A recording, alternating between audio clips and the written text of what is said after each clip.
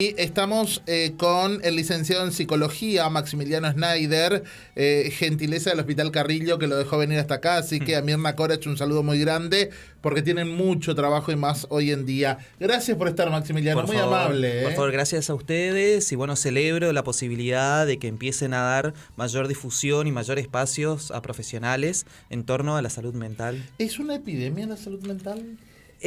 Bueno, en función a eso es bastante complejo poder responderlo, ¿no? Porque si bien hay varios autores que de alguna manera lo teorizan, por decirlo así, uno de los grandes sociólogos de la historia, ¿no? De la ciencia, es Emil Durkheim, el cual él escribe acerca de esta especie de, ¿cómo decirlo?, de contagio, de alguna manera, de hablarlo así en esas similitudes de epidemia. No se puede hablar así tan exactamente, ¿no?, en torno a si esto es o no es una epidemia, porque habría que ver el caso por caso. Habría que estudiar las situaciones, en primer lugar, en base a la estadística, que eso es fundamental, el hecho de poder elaborar una política pública en función a la estadística, hacia los datos concretos en torno a las situaciones, pero es muy difícil poder ver el caso por caso de las situaciones, porque cada caso es diferente. Y en este caso, en estas situaciones, como decirlo, epidemia, por ejemplo, lo que fue la pandemia, ¿no? Por ahí lo más próximo que tenemos. Claro que mucha gente exactamente, afectada, ¿no? Que tenía un origen, tenía una causa, había una razón, o sea, y todos de alguna manera coincidían en que la persona por ahí no sentía el gusto, no sentía el olfato, a distintos síntomas que de alguna manera englobaban a todo lo que era el COVID. ¿Eso te perjudicaba mentalmente más allá de que vos sabías que esos síntomas podías tener? Y por supuesto, imagínate ya la predisposición de poder salir a la calle pensando en que cualquier situación te podría llegar a afectar a vos o a tus seres queridos. Entonces, por ahí retomando esta cuestión del suicidio como una epidemia, es muy difícil poder caratularlo y muy difícil también poder aseverarlo con total exactitud para no generar confusión en la comunidad. No generar... A ver, lo que yo me refería Ajá. si hay una epidemia en cuanto a enfermedades de salud mental, no precisamente del suicidio. Lo que yo hablo del suicidio, en este caso, es una ola de suicidios que está lastimosamente en la provincia de Misiones. Creo que van 12 personas en menos de un mes. Hay datos acá en la contratapa del diario también, pero me refiero a enfermedades de salud mental como epidemia. Bueno, mira, te digo, la salud mental, así también como los padecimientos y los trastornos mentales, existieron siempre.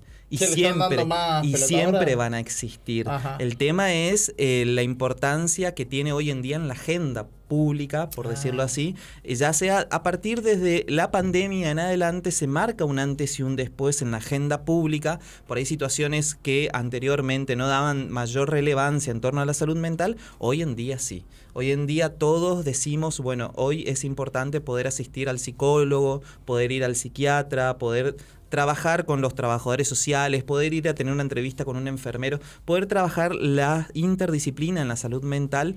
Por eso es tan importante que hoy se ponga en agenda y que se visibilice eso. Por eso la salud mental y los padecimientos y los trastornos mentales existió siempre. Entonces, esto de alguna manera me parece que hoy en día está en la agenda pública. Bien. Por eso, de alguna u otra forma, tiene mayor relevancia en los medios masivos de comunicación, ya sean diarios o redes sociales, o en las discusiones familiares, en las sobremesas, ¿no? Bien. Así que nosotros estamos viendo que se trabaja mucho y que se habla mucho de esto, pero también estamos viendo que son por ahí más jóvenes los que están prestando un poquito más de atención y a tratar de, no sé, digo solucionarlo, pero por lo menos recurrir a buscar ayuda. Y que puede ser que los más grandecitos sean un poco más reacios a tomar esto como realmente es, como lo es una enfermedad, ¿no?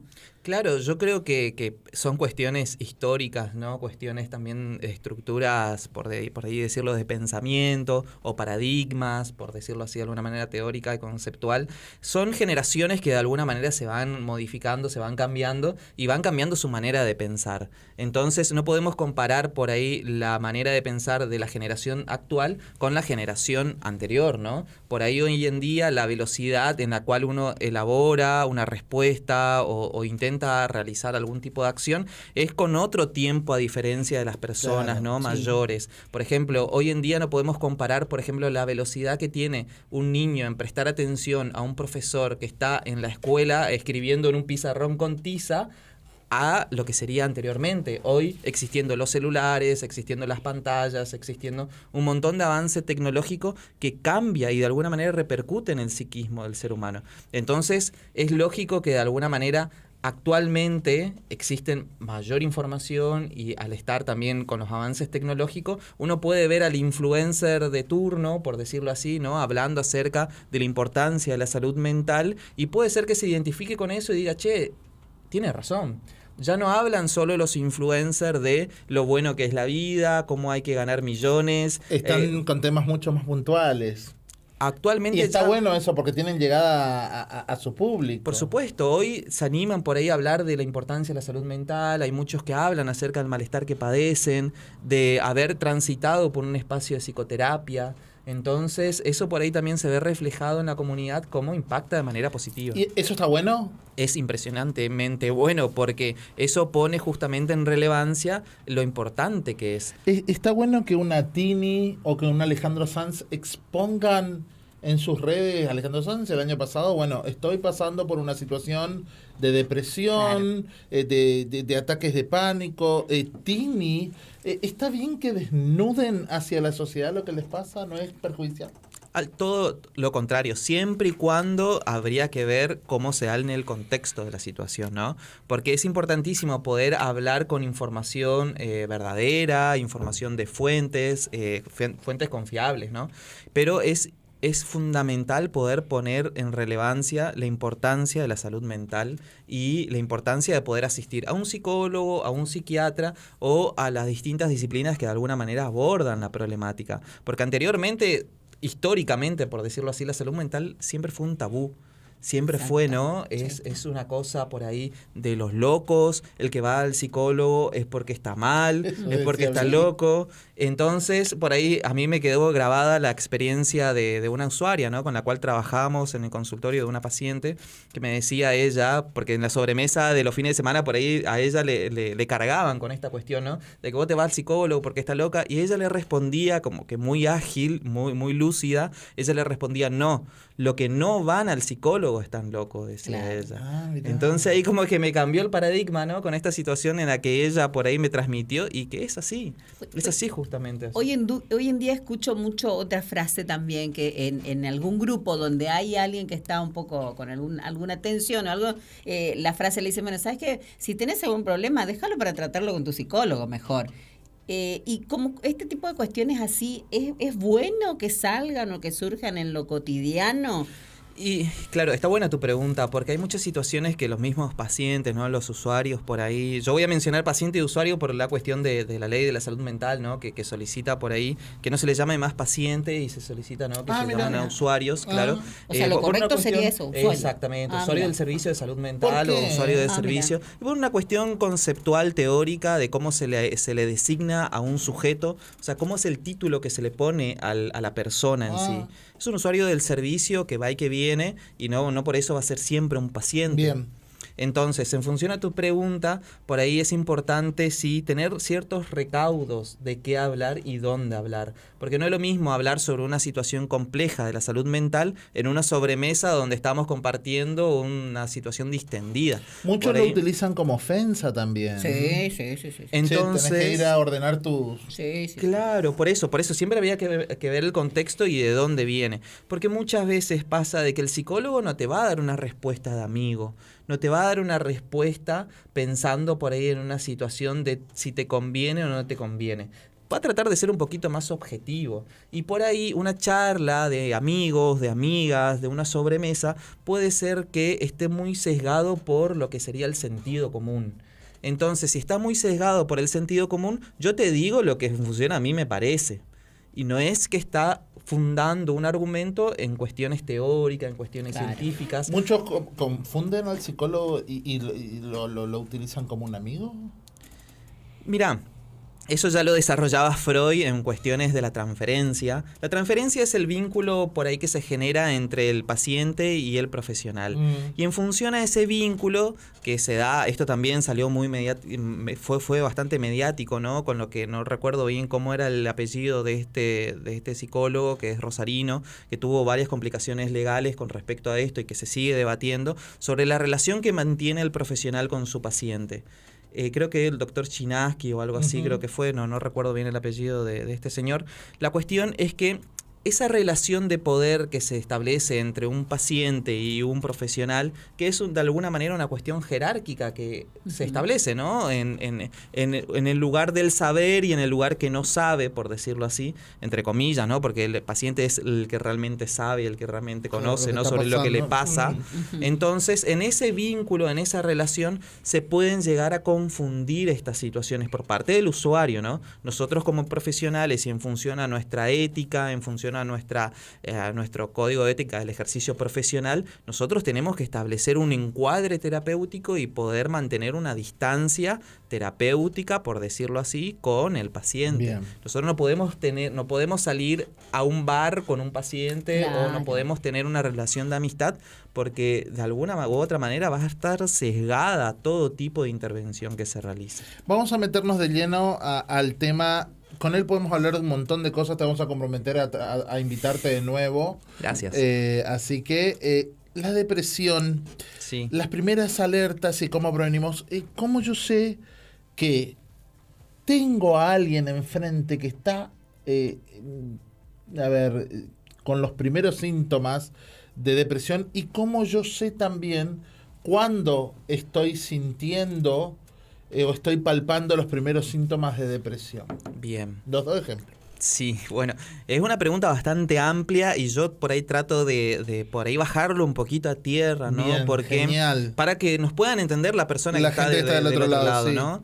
Entonces, por ahí para entender así en palabras cortitas y al pie, es necesario poder diferenciar en primer lugar que la depresión no es igual que la tristeza.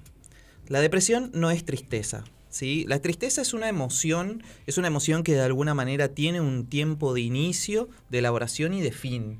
Por ejemplo, no sé, pasó una situación en la cual yo me enteré y me puse triste. Me puse triste que, no sé, pasó X situación y eso me puso triste. Tiene un inicio, que yo me pongo triste, después como de alguna manera lo elaboro y en el transcurso del mismo día o al día siguiente esa emoción desaparece y sigo con mi vida cotidiana, con mi vida normal, entre comillas, ¿no? Con mi vida del día a día. Se me pasó la tristeza, por decirlo así. Ya pasamos a otro tema. La diferencia con la depresión es que esa tristeza de alguna manera va creciendo y se sostiene durante el tiempo. Puede decirse que la persona se siente triste todo el tiempo, por ejemplo. Por más que haga la vida cotidiana de siempre. Por más que haga la vida cotidiana de siempre. Y va en aumento. Y va en aumento, claro. Entonces, esa persona justamente empieza a sentir esta tristeza y eso puede llegar a ser un signo de alarma, por ejemplo. Un signo de alarma es poder identificar, pero esta tristeza no se me va. O esta tristeza la tengo desde hace mucho tiempo y sigue presente ahí. ¿Cómo puedo hacer como para poder trabajar? En función a eso, ¿no? Y hoy en día existen tratamientos. Esto de poder ir al psicólogo, de poder acercarse también con un profesional de la psiquiatría, poder trabajar con distintos espacios o en la comunidad, poder ir a un club deportivo, poder ir a trabajar también, no sé, si por ahí la persona profesa alguna religión, poder acercarse a su grupo religioso o poder acercarse al CAPS o al Zoom del barrio, a distintos lugares donde de alguna manera puedan brindarte algún tipo de actividad que a vos te haga empezar a sentirte un poco mejor. Después, cuando esto de alguna manera va en escalada, así como te decía, ¿no? Va avanzando y va incrementando, van a haber distintos indicadores. Por ejemplo, uno es el insomnio. El insomnio de que las personas por ahí no pueden dormir. O en torno a la alimentación. Las personas, por ejemplo, ya no se alimentan de la misma manera o no duermen de la misma manera. Entonces, estos son otros signos de alerta o signos de alarma. O, por ejemplo, el descuido de, ¿cómo decirlo?, del aspecto físico, por ejemplo. Hay personas que, por ejemplo, están atravesando por un periodo o con los síntomas de la depresión, que empiezan a dejarse de asearse, ya no se bañan, ya no se arreglan, ya por ahí descuidan sus aspectos personales o físicos, y esto de alguna manera se hace cada vez más recurrente. ¿Encerrarse en la casa es signo de depresión? A mí me gusta, por ejemplo, yo soy ermitaño, amo estar en mi casa. Bueno, ahí está. Tengo una casa grande, gracias a Dios, y me gusta estar en mi casa. Pero ya veo gente que por ahí viene a casa, familiares conocidos, que me dice, ay, vivís encerrado, salí un poco. Me gusta estar en mi casa, qué sé yo, no sé. Claro, bueno, por eso, viste, hay que... Todo esto con pinza, por favor, ¿sí? Porque todo siempre va a depender del caso por caso. Uh-huh. Por ejemplo, no es lo mismo esta situación que vos decís, ¿no? Que vos sentís placer estando en tu casa. Todo el día estoy afuera con gente, ¿viste? Y disfrutar de tu espacio íntimo. Pero ¿qué sucede? En la depresión, por ahí, lo que falta justamente es volver a sentir el placer o volver a sentir por ahí el disfrute en las actividades que se realizan. Por ahí un signo que de alguna manera, o un síntoma que puede identificar a la depresión es justamente ya no sentir placer o no sentir el disfrute en actividades que anteriormente se realizaban de forma cotidiana. Por ejemplo, en esta situación sería muy distinta que vos me digas en relación a yo, la verdad que estoy solo, pero no me gusta estar solo. Estoy encerrado en mi casa, estoy aislado, pero no me gusta eso. Es muy distinto a eso a que vos me digas, no, a mí me encanta estar en mi casa, me gusta, qué sé yo, poner música, me escuchar la radio, mirar la tele, me gusta hacer por ahí, ponerme a trabajar con las plantas, con mi mascota. Eso es muy diferente porque vos me hablás desde el placer y desde el disfrute. Bien. A una situación muy distinta en que la persona me diga, no, yo no me quiero levantar de la cama, no quiero salir en todo el día, me siento mal. O sea, son situaciones diferentes. Por eso siempre el caso por caso. Recién dijiste que aclaraste esto de que depresión no es lo mismo que tristeza. Exactamente. Ahora, depresión y estrés. ¿Tampoco es lo mismo? ¿Puede conducir? ¿Cómo es esto? Claro. Bueno, el estrés de alguna manera se debe al exceso de algo, ¿no? Ante situaciones, por ejemplo, como decirlo, ¿no? Entre comillas, estresante. Uh-huh. Por ejemplo, nosotros hoy en día vivimos bajo una exigencia constante de que todo el tiempo tenemos que ser eficientes, todo el tiempo tenemos que ser productivos, todo el tiempo tenemos que estar, ¿no? Produciendo contenido, acá la historia, acá va el reel, acá va la publicación. Todo el tiempo, de alguna manera, está este medio en el cual, o en esta época en la cual nosotros vamos viviendo, existen momentos estresantes o estrógenos, eso es otra cosa, estresantes por decirlo así. Uh-huh. Entonces, estas situaciones, lo que sucede es que el estrés es una reacción normal del cuerpo que de alguna manera te activa como para poder responder ante una situación de emergencia o una situación que de alguna manera urgente que uno lo tiene que responder. Eso es muy distinto, eso es dentro de la normalidad, sí, ¿no?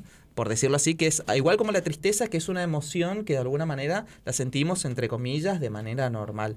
Pero el tema es que eso se empieza a volver, o tiene que empezar a llamar la atención cuando eso se mantiene en el tiempo. Cuando eso cuando ya perdura en el tiempo, eso quiere decir que se empieza a volver patológico. O sea, el estrés, sentir el estrés de alguna manera en sus dosis adecuadas o en su dosis que correspondan, es operativo para nosotros, porque nos preparan ante una situación de emergencia que tengamos que responder. Claro, te mantiene activo. Exactamente, te mantiene activo. Pero no 24/7. Claro. Bueno, ahí está el punto. Ese es el punto en la cuestión de la frecuencia del tiempo para transmitirle a las personas. Si las personas ven de que algún conocido o la misma persona está pasando por una situación que se mantiene en el transcurso del tiempo por mucho tiempo, vayamos a decir, por ejemplo, ya 2 semanas, para no alargar mucho, uh-huh, aquello que se sostiene por más de 2 semanas y ya es un signo de alerta. Bien, vamos a fijarnos si nos llegan mensajes, Alicia, al 3764-387049 y la gente quiera participar con preguntas. ¿Cómo yo me doy cuenta que una persona, un amigo, un familiar, en este caso empieza con síntomas de depresión? Bien. Y que le ofrezco una ayuda o le digo, buscate un psicólogo. Claro, bien. Bueno, en primer lugar, estos signos que por ahí fuimos mencionando, ¿no? Que nos pueden identificar, esta situación de poder escuchar en la persona que ha perdido el placer o el disfrute en situaciones o en actividades cotidianas que anteriormente tenía, en este aspecto, el abandono en torno al cuidado del aspecto físico, el cambio o la modificación en torno a la alimentación o a la hora de dormir. Todo eso son signos que de alguna manera nosotros nos tendríamos que llamar la atención. Y en función a eso, por ahí transmitirle también a la persona un poco de tranquilidad, un poco de escucha también y contención en ese momento, de que todos estos trastornos o esta, entre comillas, enfermedades del orden de la salud mental, tiene tratamiento. Bien. Es posible tratarlo y es posible de alguna manera poder elaborar este padecimiento. Vos dijiste recién que una señal de alarma son por ahí cuando se extienden 2 semanas. Claro. Esta depresión, cuando vos ves, ya identificamos todos los signos de alarma. Cuando la persona no acepta, viste que a veces es chocante, vos le decís, che, estás depresivo, tenés que ir a... ¿de qué manera o qué herramienta usar para que... Porque entiendo que para superar esto tiene que haber mucha predisposición de quien está padeciendo, ¿no? Claro, sin duda. Fíjate, mira, yo para no caer en cuestiones conceptuales, viste, te digo 2 semanas, es como para poder tener un signo de alerta ahí. Pero no es lo mismo tampoco una depresión a un duelo. Son totalmente diferentes, ¿no? O sea, eso no podemos comparar tampoco. Claro. Porque un duelo, por ejemplo, un proceso de duelo, va a haber una tristeza, va a haber síntomas similares a la depresión. Pero es un proceso natural, por decirlo así, o esperable, que todas las personas, o sea, todos los que estamos sentados en esta mesa, en algún momento atravesamos por un proceso de duelo. Lo elaboramos y de alguna manera sacamos otra manera de responder ante esa situación. Que es esperable eso, pero no es lo mismo que ese duelo se postergue en el tiempo, o más allá de 6 meses, o más allá de 1 año o 2 años, que ahí ya se podría empezar a pensar que es patológico. ¿La mayoría resiste el buscar ayuda? Sí, porque hoy en día todavía se sostienen los prejuicios. Todavía hay muchos prejuicios en torno a la salud mental y también está, bueno, por ahí en el marco de lo que sería, ¿no? Ahora creo que es el 19, me parece que es el Día del Hombre, sí. y yendo puntualmente a la cuestión del hombre y de todos estos prejuicios y preconceptos que existen en relación a que el macho es el que se la banca, el macho es el que se aguanta. Y por ahí todas estas situaciones, ¿no? Juegan un poco en contra con esta situación. El macho es el que no llora.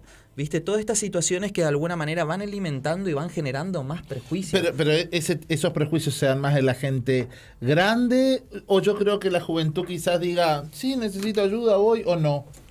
Y va a haber el caso por caso, ¿viste? Siempre por ahí yo voy a decir esto, el caso por caso. Pero porque, según estadísticas, digo. Por eso, yo la verdad que estadísticas según así números concretos, números exactos, la verdad que no te podría decir porque no tengo los números frescos de estadística, pero esto se da y se repite. Por ahí se da y se repite inconscientemente esta situación de estos preconceptos, estos prejuicios o esta manera de pensar. ¿Y a vos como profesional qué se te da más con los usuarios? No. Actualmente los jóvenes presentan mayor predisposición o mayor flexibilidad, por decirlo así, como para poder hablar de estos temas, así como te decía, ¿no? ¿Y buscan más ayuda profesional las mujeres o los hombres?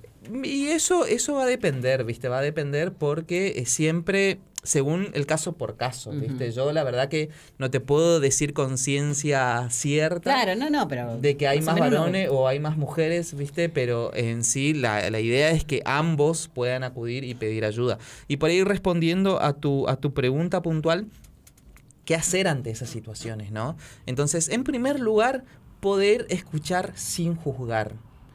Poder mantener la escucha activa, poder escuchar, poder prestarse a escuchar el padecimiento de la persona. En segundo lugar, poder preguntarle si la persona quiere ser ayudada o no. Muchas veces las personas por ahí te comentan esto porque vos sos el primer referente o el primer por ahí contacto que uno tiene, pero te lo comenta con una cuestión de confianza. Sí. Entonces por eso hay que preguntarle, bueno, ¿será que nosotros podemos ayudarte o querés recibir ayuda de un profesional? Y si la persona ahí acepta, o esto puede elaborarse en un proceso, mirá, yo todavía no me siento preparado, pero dame un tiempo, seguimos hablando y lo seguimos trabajando como para poder generar esta conciencia de enfermedad, se dice. Entonces ahí esa persona se encontraría predispuesta al cambio o a poder trabajar ante esta situación. Entonces, después de atravesar por esos episodios, también ante una situación de urgencia, nunca dejar solo a la persona, nunca abandonarla en esta situación. Si él viene o ella viene y te comenta algo, nunca dejarlo solo si es una situación de urgencia, ¿no? Claro. Entonces, poder acompañar ese proceso y a partir de ahí poder acercarlo o acercarle o poder acompañar a un espacio donde un profesional lo pueda ver, donde lo pueda tratar o escuchar. Bien, para ir cerrando porque no nos queda más tiempo y te agradecemos muchísimo por haber venido. Por favor. Con el tratamiento, con un psicólogo encima, sí, con sesiones, ¿cuánto puede llegar a durar una depresión? Mira, según lo que dice la bibliografía, por decirlo así, un duelo normal... Perdón, ¿me preguntaste duelo o depresión? No, depresión. ¿Cuánto depresión dura? A ver, yo voy, síntoma de depresión, me dicen, listo, pues estás pasando por un proceso de depresión. Bien. Ok, voy por depresión, espectacular. ¿Cuánto dura el proceso de depresión, inclusive yo tratándome con un psicólogo? Bien, mira, eso va a depender, ¿viste? Yo otra vez vuelvo con esta cuestión como un mantra, ¿viste? Va a depender siempre del caso por caso. Porque no hay una cuestión en sí que la persona diga, bueno, de acá como una receta mágica, ¿no? Claro. De acá a acá yo ya me curo. O de acá a acá ya termina mi depresión. Bueno, por eso. Por eso, ante esa cuestión siempre va a depender del caso por caso. Por ejemplo, si esta persona se trata o no se trata con un médico psiquiatra, que es fundamental. Si es regular el tema de las sesiones, si no deja. Todo eso es una variable constante. Por ejemplo, puede ser de que esta persona vaya y que asista a un lugar donde le dice, mirá, ¿sabés qué? Dejá nomás eso y empecemos a trabajar de otra manera. Abandona el tratamiento, abandona también todo tipo de intervención y eso también va a interferir en el proceso de la terapéutica. Por eso, siempre va a depender del caso por caso. Siempre va a depender. Esto tampoco para no generar expectativa en las personas que están del otro lado, ¿no? Porque por ahí yo digo algún número, alguna cifra y la persona dice, che, pero yo ya voy como 6 meses con mi psicólogo y no me curé nada. Claro. O sea, no estoy avanzando en nada, ¿viste? O por ahí genera mucha frustración o genera mucha expectativa. Entonces, por eso, siempre ante estas situaciones, siempre hay que tener el mayor de los cuidados porque nunca sabemos cómo, de alguna u otra manera, el del otro lado lo van a recibir. Entonces, por eso, es fundamental el tratamiento en la depresión. Eso me parece importante poder dejar sobre la mesa. Es fundamental el tratamiento interdisciplinario. Con un psicólogo, con un médico psiquiatra, con un nutricionista, con un profe de educación física, con un enfermero, con un trabajador social. Con todas las disciplinas que de alguna manera pueden ayudar, bienvenidos sean. ¿Medicación en estos casos? Siempre va a depender de la situación y de la persona, ¿no? Uh-huh. La medicación siempre viene a servir como un apoyo que tiene. El tratamiento psicofarmacológico, yo no soy médico, pero por ahí puedo hablar de lo poco que he trabajado con mis compañeros de la medicina, de la psiquiatría. El tratamiento psicofarmacológico tiene un inicio, tiene un desarrollo y tiene un fin. Uh-huh. Ante ciertas situaciones que no estén cronificadas. Si una persona, así por ejemplo, una enfermedad crónica, por ejemplo la diabetes o el diabetes, ¿no? La diabetes. En esta situación la persona tiene que tomar o tiene que consumir medicamentos durante toda la vida. Así también hay patologías o enfermedades o trastornos mentales que de alguna manera también son crónicas. Por ejemplo, la esquizofrenia, por ejemplo, distintos diagnósticos que se sostienen en el transcurso del tiempo. Entonces la medicación va a hacer o va a acompañar durante todo el ciclo de la vida de esa persona. Pero hay situaciones puntuales en las que no. Claro, no solamente eso. Por eso, la medicación siempre sirve como un soporte para que, por ejemplo, si hay casos de insomnio, para que la persona pueda conciliar el sueño. Es fundamental que la persona duerma porque el dormir regula todas las funciones psíquicas. Claro. Entonces es necesario que la persona pueda dormir en primer lugar. Maxi, es cuestión de plata, por así decirlo, porque una sesión con un psicólogo no es barata. Ustedes ahí en el Carrillo brindan asesoramiento gratuito, pueden hacer sesiones gratuitas, porque la salud mental es tanto para pobre como para gente con plata. Exactamente, bueno, eso es lo que tenemos por ahí, el beneficio de nuestra provincia, es que si bien el tratamiento en la salud mental, el tratamiento terapéutico y psicofarmacológico, muchas veces el dinero o lo económico termina siendo un obstáculo, porque que la persona no tenga para el pasaje, ya eso es un obstáculo a que él pueda seguir su terapéutica o comprar los psicofármacos o lo que fuere. Pero lo que nosotros tenemos en nuestra provincia es algo por ahí a destacar, porque nosotros en la provincia tenemos, a lo largo y a lo ancho de toda nuestra provincia, hay distintos CAPS, distintos centros de salud, distintos hospitales, distintos lugares donde de alguna manera brindan atención, ya sea a todo el público en general, totalmente gratuito. Tanto en el hospital hay atención, ya sea de psicólogos, psiquiatras, trabajadores sociales, enfermeros y de distintas disciplinas, totalmente gratuito.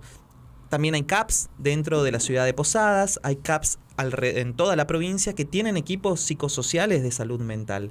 Por ahí si quieren googlear un poquito en torno a... O me acerco al CAPS y pregunto. Que las personas, eso me encantó, que las personas se acerquen al CAPS más cercano a su domicilio y que ahí consulten. ¿Y al Carrillo también puedo? Al Carrillo también, por supuesto. Podés ir al Carrillo, te podés ir al CAPS más cercano de tu casa. En el caso de que no haya ahí, tratemos de buscar el más cercano que vos puedas acceder, cosa de que lo económico no termine siendo un obstáculo. Porque ¿qué pasa, por ejemplo, si una persona que vive en Fátima quiere asistir al Carrillo?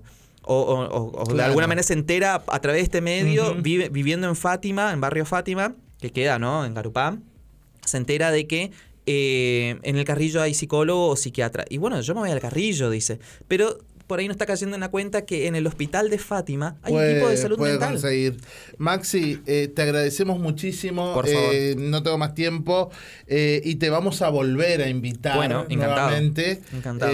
Así que gracias por estar con nosotros. Es un tema muy, muy delicado y muy importante. Y está bueno que lo reflejemos para el común de la gente sin ningún tipo de alarmas, de asustar ni nada por el estilo, sino del hecho de comunicar. Te esperamos nuevamente. Por favor.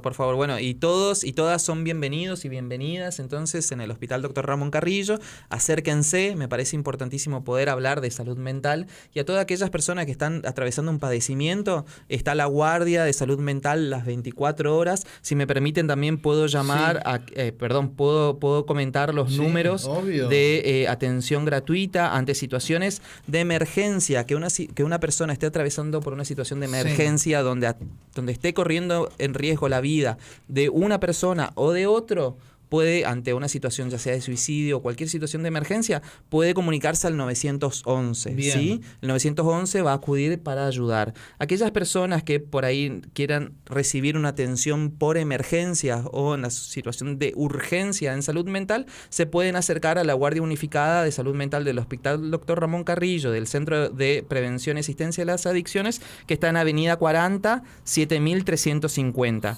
O para aquellas personas que necesiten una atención en crisis y no pueden asistir de manera presencial al Hospital Dr. Ramón Carrillo, se pueden comunicar con la línea de atención en crisis del IPS, que funciona a las 24 horas, es solo a través de llamadas, no de WhatsApp, que el número es 3765 48 1000.